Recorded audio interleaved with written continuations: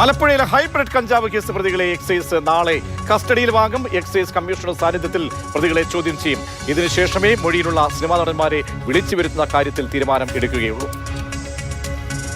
ബംഗളൂരുവിൽ നിന്ന് കാറിൽ ആലപ്പുഴയിലേക്ക് കൊണ്ടുവന്ന 2 കോടി രൂപയുടെ ഹൈബ്രിഡ് കഞ്ചാവ് ഈ മാസം 1-ാം തീയതിയാണ് എക്സൈസ് പിടികൂടിയത്.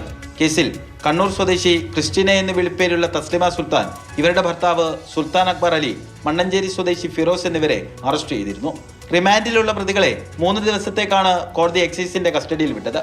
ലഹരി സ്ഥിരമായി ഉപയോഗിച്ചിരുന്ന തസ്ലിമ സിനിമാ മേഖലയിലുള്ളവരുമായി ബന്ധപ്പെട്ടതിന്റെ ഡിജിറ്റൽ തെളിവുകൾ ലഭിച്ചിട്ടുണ്ട്. അഭിനേതാക്കളായ ശ്രീനാഥ് ഭാസി, ഷൈൻ ടോം ചാക്കോ തുടങ്ങിയവർക്ക് നിരോധിത ലഹരി വസ്തുക്കൾ വിറ്റിരുന്നതായി പ്രതികൾ മൊഴിയും നൽകിയിട്ടുണ്ട്. എന്നാൽ സിനിമാ നടന്മാരെ വിളിച്ചു വരുത്തി ചോദ്യം ചെയ്യാനുള്ള തെളിവുകൾ നിലവിൽ എക്സൈസിന്റെ പക്കലില്ല. കസ്റ്റഡിയിൽ ലഭിക്കുന്ന പ്രതികളെ ചോദ്യം ചെയ്യുമ്പോൾ ഇതിനുള്ള തെളിവുകൾ ലഭിക്കുമെന്നാണ് അന്വേഷണ സംഘത്തിന്റെ പ്രതീക്ഷ. കേസിൽ മുൻകൂർ ജാമ്യം തേടി ശ്രീനാഥ് ഭാസി ഹൈക്കോടതിയെ സമീപിച്ചെങ്കിലും പിന്നീട് ഹർജി പിൻവലിക്കുകയായിരുന്നു.